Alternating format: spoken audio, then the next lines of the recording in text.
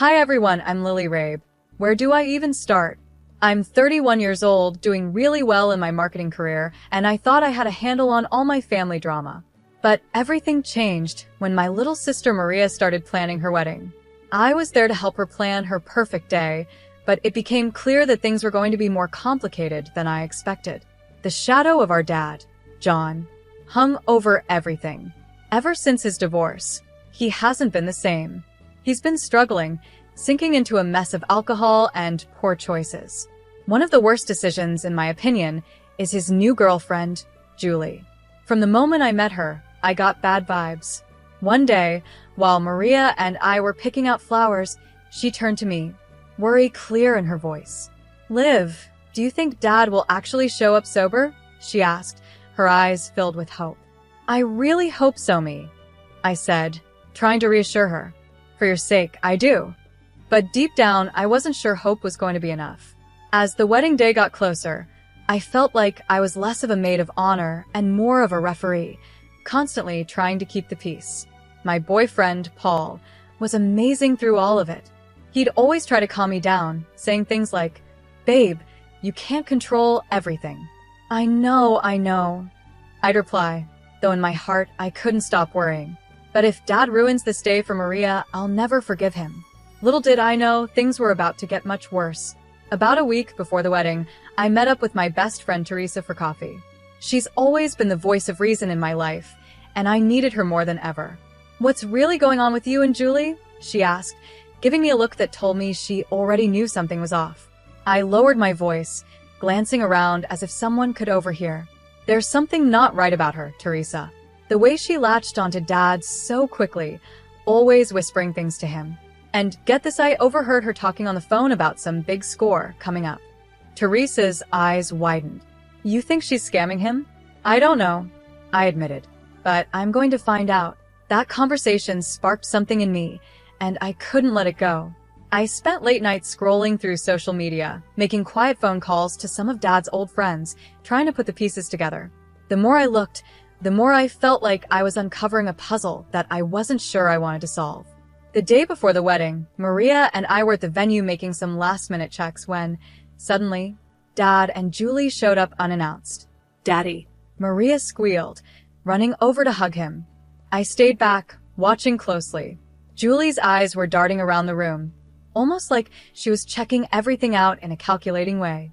Dad, on the other hand, slurred, "My little girl, all grown up," and my heart sank.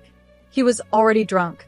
"John, darling, let's go check out the bar," Julie said smoothly, giving me a smug glance as they walked away together. I felt a surge of anger rise up in me, but I tried to keep it together for Maria's sake. Maria turned to me, her eyes shimmering with unshed tears. "Liv." I didn't let her finish. I pulled her into a hug, whispering, "Don't worry, sis. Tomorrow is about you and Brian. Nothing's going to ruin it." If only I had known how wrong I was. They say there's always a calm before the storm. Well, our storm was brewing, and it was about to hit with the force of a Category 7 hurricane. As I stood there, holding my baby sister Maria close, I made a silent promise to myself no matter what, I would protect her happiness. At the time, I had no idea that I'd be fighting for much more than just a perfect wedding day. The ceremony itself was beautiful. Maria looked absolutely radiant, and for a brief moment, all the family drama seemed to disappear.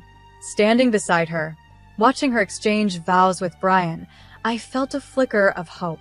Maybe, just maybe, we could get through this day without any problems. I wanted so badly for Maria to have one perfect day. But that fragile hope was shattered the moment we walked into the reception. I saw him almost immediately, Dad, standing by the bar, already drunk, with Julie clinging to him like a lifeline. My heart sank. "You okay?" Paul, my boyfriend, whispered as he squeezed my hand, sensing my unease. "I've got to hold it together for Maria," I muttered, forcing a smile. But deep down, I knew it was only a matter of time before something went terribly wrong. As the night wore on, the tension in the room became unbearable. Dad's laughter grew louder, his movements more and more sloppy.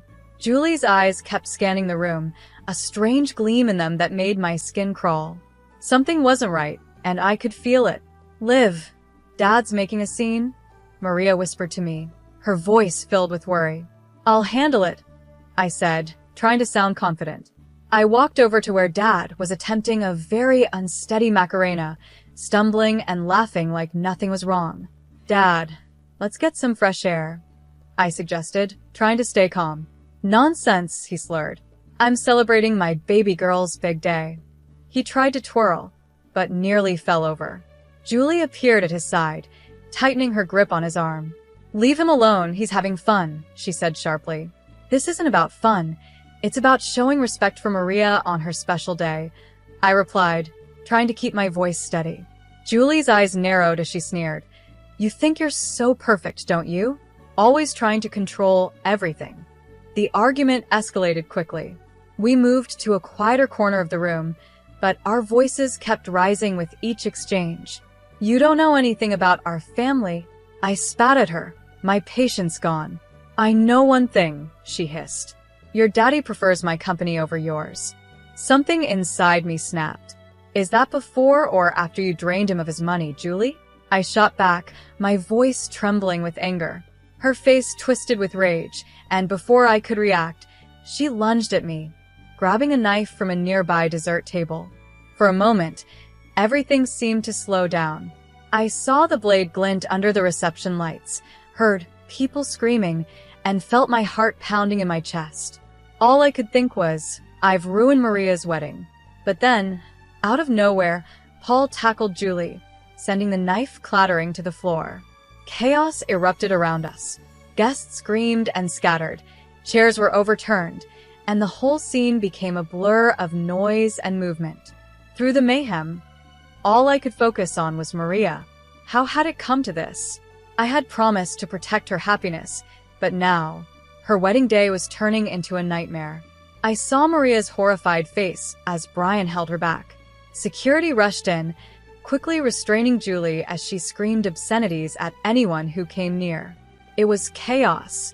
I stood there, frozen, as the police arrived and led Julie away in handcuffs. In that brief moment, I caught a glimpse of Dad. He looked completely lost and broken. That was when I realized things would never be the same again. The days following the wedding were a blur. Between police reports, interviews, and endless sleepless nights, I felt like I was living in a nightmare. Every little sound made me jump, and the image of Julie lunging at me with that knife replayed in my mind over and over. Paul, my rock through all of this, held me close whenever the nightmares hit. You're safe now, Liv, he whispered, trying to comfort me. But feeling safe seemed impossible. How could I feel safe when my own father's girlfriend had tried to stab me at my sister's wedding? How do you even begin to recover from something like that? Maria, understandably, was a wreck when I visited her about a week after everything had happened. She couldn't even look at me. All those months of planning, she said, her voice heavy with sorrow. And for what? My wedding will always be remembered as the day someone tried to kill my sister. I'm so sorry, I started, guilt weighing heavily on me. She cut me off, shaking her head. I know it's not your fault, Liv, but still, I can't help feeling like our family is cursed or something.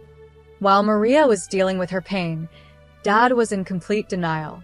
He called me constantly, leaving voicemails that made my blood boil. Lily, sweetie, let's not blow this out of proportion, he'd say. Julie was just upset. She didn't mean any harm. Hearing him defend her like that, after everything she had done, was infuriating. The final straw came when he showed up at my apartment, reeking of alcohol. I opened the door to find him swaying slightly, his eyes glassy. Dad, you need to leave, I said, trying to keep my voice steady. But Pumpkin, we're family. We need to stick together, he slurred, sounding pitiful. I felt something harden inside me as I looked at him. No, Dad, we're done. I can't do this anymore. The hurt in his eyes almost made me waver. Almost. But as I closed the door, I knew it was the right thing to do. Meanwhile, Teresa, my ever-determined best friend, had started digging into Julie's past. What we uncovered left me speechless. Liv, look at this, Teresa said one night, spreading papers across my coffee table. July's got a record. Assault, fraud, you name it. I scanned the documents, feeling sick to my stomach. How did Dad not know about this? Teresa hesitated, biting her lip. That's the thing, Liv. I think he did. The truth hit me like a ton of bricks. We found joint bank accounts, suspicious money transfers, evidence that Dad wasn't just a victim in all of this. He was an accomplice. Telling Maria what we discovered was one of the hardest things I've ever had to do. We sat together in her kitchen, the wedding gifts still sitting in the corner, untouched. I can't believe it, she whispered, tears streaming down her face. How could he do this to us? I don't even know him anymore. I didn't have an answer for her. I didn't know who Dad was anymore either. I spoke softly but firmly. We need to protect ourselves now. Maria looked at me, her expression shifting to one of determination. I'm with you, Liv. Always, she replied. Despite her words, the guilt weighed heavily on me. I had exposed our father's crimes, and in doing so, I might have destroyed his life. But then again, hadn't he already done that to himself? The mix of anger, confusion, and guilt was too much for me to handle alone, so I decided to seek help. That's how I found myself sitting in a therapist's office, trying to make sense of it all. Lily, it's normal to feel conflicted. My therapist, Dr. Jacob, reassured me during one of our sessions. You've been through something traumatic. You're grieving the loss of the father you thought you knew. I stared down at my hands, feeling torn. But shouldn't I hate him after everything he's done? There's no should when it comes to emotions, she explained kindly. What's important is that you acknowledge how you feel and work through it. Working through it sounded easy, but it wasn't. Still, as I left Dr. Jacob's office that day, I felt a small glimmer of hope. It wasn't much, but it was a start. Maybe, just maybe, I could rebuild something positive from the ruins of my family's past. For months after the wedding disaster, I found myself in a place I never thought I'd be happy. Despite everything that had happened, I had a strong support system. Maria, Paul, Teresa, and I had become an unbreakable team. Our bond was stronger than ever. One night, while we were having dinner at my apartment, Maria raised her glass. To new beginnings, she toasted. And to family, the one we choose, I added, clinking glasses with my sister. The media was all over Julie's trial. It was a circus. Sitting in that courtroom, my stomach was in knots as Julie's true nature was revealed for everyone to see. Dad sat beside me, looking completely stunned as her history of crimes came to light. But the real shock was yet to come. Teresa and I had been working hard, gathering evidence of Dad's involvement in Julie's schemes. During the trial, our lawyer stood up and addressed the court. Your Honor, we have documentation proving John Rabe's involvement in Miss Blake's fraudulent activities. As the legal battle continued, my personal life took an unexpected turn for the better. My career started to take off. One Sunday afternoon, my boss called me into his office. Lily, we're promoting you to Senior Marketing Director, he said with a smile. Your resilience and creativity this past year have been outstanding. I left his office in a daze, immediately calling Paul to share the news. Babe, that's incredible. I'm so proud of you, he exclaimed, excitement clear in his voice. Amidst all the chaos, Maria and Brian made a beautiful decision. They decided to renew their vows. This time, it was a small, intimate ceremony in their backyard, with only close friends and family. Second time's the charm, Brian joked, making Maria giggle as they exchanged rings again. Watching them, I felt a sense of peace wash over me. We were finally healing, all of us. Then, the day of Julie's sentencing arrived. The courtroom was filled with tension as the judge prepared to deliver the verdict. As I sat there, I reflected on how far we had come since that fateful wedding day. We had been through so much pain and betrayal, but somehow, we had made it through. We were stronger, and we were moving forward. It wasn't easy, but we had found our way back to each other. The storm had passed, and we were finally finding calm again. I stood up to deliver my victim impact statement, my hands shaking but my voice steady. The scars from that night run deep. I began, but they've made me stronger. I looked directly at Julie, knowing this was my moment to reclaim my life. I'm here today not as a victim, but as a survivor. As Julie was led away in handcuffs, I felt a sense of closure. It was like a long and painful chapter of my life was finally coming to an end. The real celebration, however, came a month later. Maria, Brian, Paul, Teresa, and I were at my favorite restaurant, gathering to celebrate my promotion and everything we had overcome together. To Lily, Teresa raised her glass, her smile wide. The strongest person I know. I couldn't let her finish without adding, to all of us. I looked around at the faces of the people who had stood by me through the hardest year of my life, for proving that family isn't just about blood, but about loyalty and love. As we laughed and shared stories, I felt something shift inside me. I realized how much had changed. The past year had been like a nightmare, but in a strange way, it had also been a gift. It showed me who really mattered. It taught me how strong I could be. And it gave me the courage to cut out the negativity and toxic influences in my life. Sitting there, surrounded by real love and happiness, I knew that this was my happy ending. It wasn't perfect, and it came with its scars, but it was real. And that made it beautiful. For the first time in a long time, I felt hopeful about the future. I was grateful for the family I had found and the strength I had discovered within myself.